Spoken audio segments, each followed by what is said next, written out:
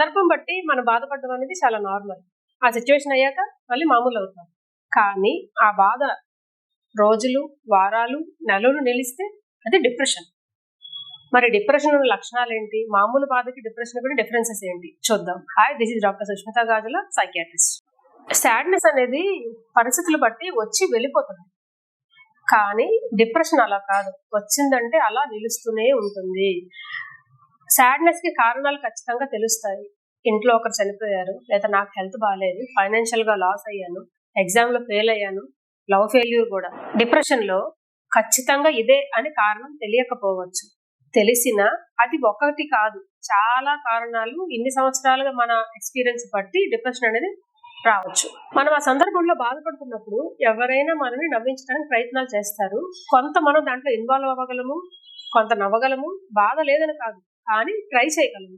కానీ డిప్రెషన్ లో ఎవరు ఎంత నవ్వించినా, ఎంత పాజిటివ్ గా మాట్లాడినా దాని మీద ఎటువంటి ఇంట్రెస్ట్ ఉండదు, నెగిటివ్ గానే కనిపిస్తుంది, ఇంకా బాధ పెరుగుతుంది. పరిస్థితి బట్టి మనం బాధపడుతున్నా సరే మన పనులు మనం చేసుకోవడానికి ప్రయత్నం అయితే చేస్తారు కూడా.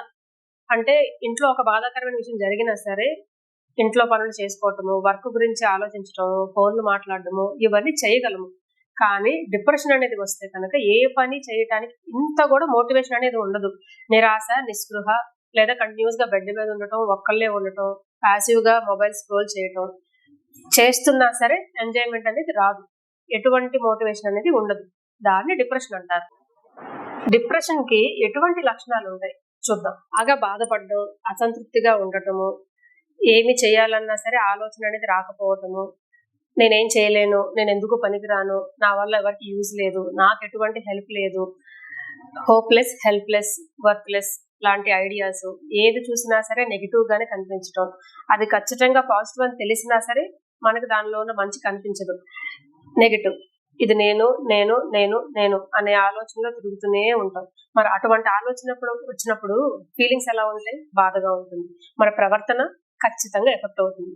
మోటివేషన్ ఉండదు, చదవలేరు, పని చేయలేరు, ఇంట్లో రెగ్యులర్ గా చేయాల్సిన పనులు కూడా చేయలేకపోవటము. ఏదో ఒక టైంలో డేలో కొంతమందికి ఎర్లీ మార్నింగ్ లేచాక ఎక్కువగా బాధగా అనిపించడం, లేదా కొంతమందికి ఈవినింగ్ టైం ఎక్కువగా అనిపించటము, లేదా పరిస్థితి బట్టి ఇంకెవరైనా ఎప్పుడైనా మాట్లాడితే ఆ టైంలో ఇంకా ఎక్కువ అవ్వటము.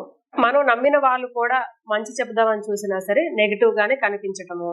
దీని వలన చిరాకు, కోపము, మూడ్ స్వింగ్స్ రావటము, ఏ తప్పు చేయకపోయినా ఏదైనా తప్పు జరిగిందేమో నా వల్ల అనే గిల్ట్ ఫీలింగ్ చాలా ఎక్కువ అవటము, షేమ్ఫుల్ గా ఫీల్ అవటము. శారీరకంగా కూడా నిద్ర సమస్యలు, ఎక్కువగా బెడ్ మీద పడుకునే ఉన్నట్టు అనిపించినా సరే మనస్ఫూర్తిగా నిద్ర పట్టదు, లేదా అసలు పూర్తిగా నిద్ర అనేది లేకపోవటము. ఆకలిలో మార్పులు, ఎక్కువగా షుగర్ క్రేవింగ్స్ ఉంది, కార్బోహైడ్రేట్, జంక్ ఫుడ్ తినటము, లేదా అసలు పూర్తిగా తినకుండా వెయిట్ చేంజెస్ అనేది అప్ అండ్ డౌన్ అవ్వటము. ముఖ్యంగా తీవ్రత బాగా పెరిగితే లైఫ్ లో ఎటువంటి ఆశ నాకు లేదు అనే ఆలోచన స్టార్ట్ అయ్యి ఆత్మహత్య చేసుకోవాలి అనే ఆలోచన ఎక్స్ట్రీమ్ కేసెస్ లో వచ్చే అవకాశాలు ఉంటాయి. కొన్ని సార్లు ఇంకా సివియర్ అయితే వెరీ రేర్లీ సైకోటిక్ సిమ్టమ్స్ అంటాం. అంటే ఏంటంటే ఎవరో తనతో మాట్లాడుతున్నట్టు ఇంకెవరికి వినిపించవు, వాళ్ళకు మాత్రమే వినిపిస్తాయి. హాలుసినేషన్స్ అంటాము. ముఖ్యంగా మీరేదో తప్పు చేశారు, నువ్వేదో చేసావు, నువ్వు ఇలా చేయి అలా చేయని కమెంటింగ్ గాను ఉండే హాలుసినేషన్స్, లేదంటే వారికి మాత్రమే కనిపించే విజువల్ హాలుసినేషన్స్ లాంటివి వచ్చే అవకాశాలు ఉంటాయి. ఇది చాలా ఎక్స్ట్రీమ్. మనసు ఎంత బాధపడుతున్నప్పుడు శరీరం కూడా దాని ఎఫెక్ట్ చూపిస్తుంది కదా.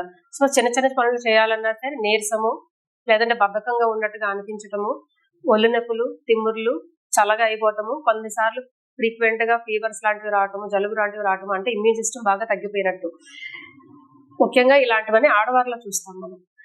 ఇలాంటి లక్షణాలు ఉంటే ఎవరికైనా గమనిస్తే వాళ్ళకి డిప్రెషన్ ఉందని గ్రహించండి. ఇంత బాధ ఎందుకు వస్తుంది డిప్రెషన్ అనేది? దీని గల కారణాలు ఏముంటాయి? యూజువల్ గా ఒక్క దాని వల్ల, ఒక సందర్భం వల్ల వచ్చిందని డిప్రెషన్ అనరు. ఆ సందర్భంలో వాళ్ళు బాధపడడం సహజం కాబట్టి అది డిప్రెషన్ కాదు. కానీ లైఫ్ ఈవెంట్స్ అనేవి కొన్నిసార్లు మేజర్ గా జరుగుతూ ఉంది. చిన్నప్పటి నుంచి ఏదో ఒక టైప్ ఆఫ్ అబ్యూజ్, చైల్డ్ పరంగా, లేదంటే బుల్లింగ్ అని, టీజింగ్ అని, physical abuse, violence, family system సరిగ్గా లేకపోవటము, ఫైనాన్షియల్ గా కానీ, లేదంటే డ్రగ్స్, ఆల్కహాల్, స్మోకింగ్ లాంటివి ఎర్లీ ఏజ్ లోనే ఎక్స్పోజ్ అవ్వటము. వారసత్వంగా ఎవరికైనా మానసిక ఇబ్బందులు ఉండి ముఖ్యంగా డిప్రెషన్ అనేది ఉంటే పిల్లలకి వచ్చే అవకాశాలు ఉంటాయి. ఖచ్చితంగా అని కాదు, అవకాశం ఉంటుంది. దీంతో పాటు మన లైఫ్ స్టైల్ ఏంటి, నిద్ర సరిగ్గా లేకపోవటము, ఎక్కువ ఒత్తిడిని తీసుకోవటము, చిన్న చిన్న విషయాలకు కూడా ఓవర్ థింకింగ్ చేసి నాకెందుకు ఇలాగా అనే ఆలోచన పెరగటము, రిలేషన్షిప్ లో ఇష్యూస్, చదువు పరంగా కోపప్ చేసుకోలేకపోవటము, వర్క్ ప్రెషర్ తట్టుకోలేకపోతున్నాను అంటే ఇవి చిన్న చిన్నవే కావచ్చు, కానీ ఒకదానికొకటి పైలప్ అయిపోయి ఎలా అంటే పుండు మీద కారం జల్లామన్న సామెత ఉంటుంది చూసారా, అలాగా తట్టుకోలేక ఒక్కసారిగా బర్స్ట్ అవుతారు అనమాట. ఇది మెల్లిమెల్లిగా కుమిలిపోతూ ఉంటారు. స్టార్టింగ్ స్టేజెస్ లో కొంచెం దిగులుగా ఉండటం, నీరసంగా ఉండటం, నిద్ర పట్టకపోవడం లాంటివి ఉండొచ్చు. అక్కడతో కూడా మనం గ్రహించకుండా ఇంకా ఏదో చేద్దాం అంటే మనసు గాని శరీరం గాని దాని కెపాసిటీకి మించి హెల్ప్ చేయలేదు, ఇంకేదో కావాలని సిగ్నల్స్ ఇస్తూ ఉంటుంది. అయినా మనం గ్రహించకపోతే అప్పుడు సివియారిటీ బాగా పెరిగి ఆత్మహత్య చేసుకునే వరకు వెళ్తుంది. అక్కడ వరకు వెళ్ళనివ్వకండి. ముందే మనకున్న ఏంటి, ఏం చేయాలని గ్రహించి హెల్ప్ తీసుకోండి. ఓకే, సహాయం తీసుకోండి అని చెప్తున్నారు కదా, ఎప్పుడు నేను సహాయంకి వెళ్ళాలి? నేను ఎప్పుడు నా నుంచి నేను డిప్రెషన్ నుంచి బయటకు రాలేనా? ఇది చాలా మందిలో ఉన్న క్వశ్చన్. రావచ్చు. ఎప్పుడు?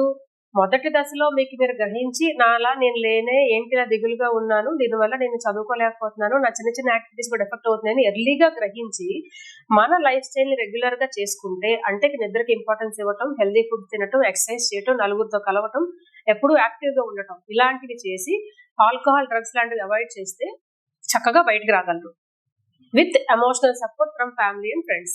ఒకవేళ అలా చేసినా సరే నా దిగులో నుంచి నేను బయటకు రాలేకపోతున్నాను, లేదంటే అలా చేయటానికి నాకు అవకాశం లేనంత సివియర్ గా ఉంది, అప్పుడు ఖచ్చితంగా ప్రొఫెషనల్ హెల్ప్ కు వెళ్ళాలి. మీకు అది మైల్డా, మోడరేటా, సివియర్ అని అసెస్ చేస్తాను.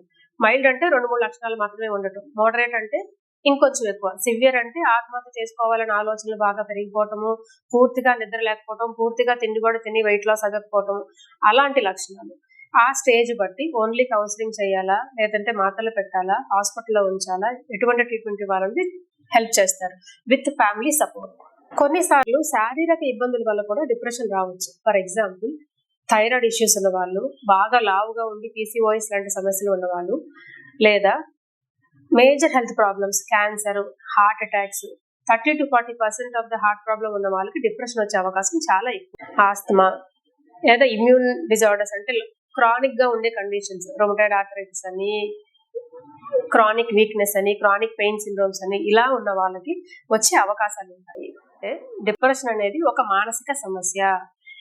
నువ్వే ఆలోచిస్తున్నావులే, నువ్వు వద్దనుకుంటే పోతాయిలే అని చాలా ఈజీగా చెప్పేస్తారు. కాదు, ఎవరు కావాలని అనుకుంటే వచ్చేది కాదు, వద్దనుకుంటే పోయేది కాదు.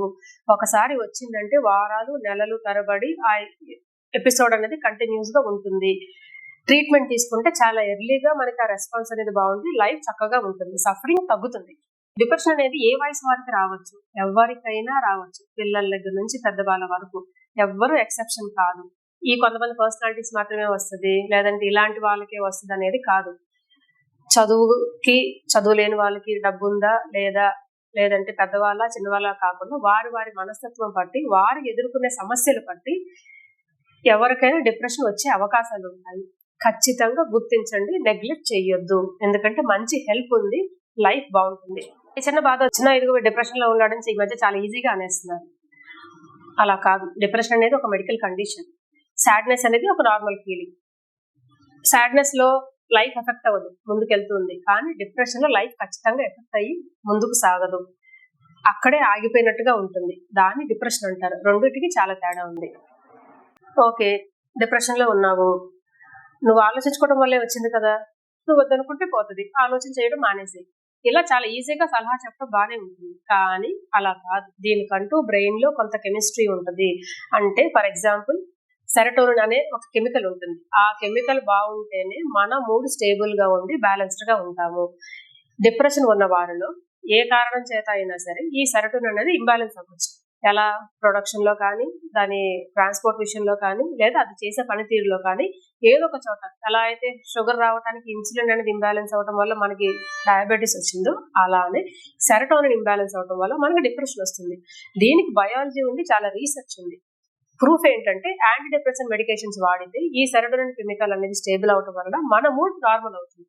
అప్పుడు లైఫ్ స్టైల్ తో దాన్ని కలిపితే లాంగ్ రన్ లో డిప్రెషన్ నుంచి చక్కగా బయటికి రావడానికి, ఫర్దర్ ఎపిసోడ్స్ రాకుండా ప్రివెంట్ చేయడానికి యూజ్ అవుతుంది.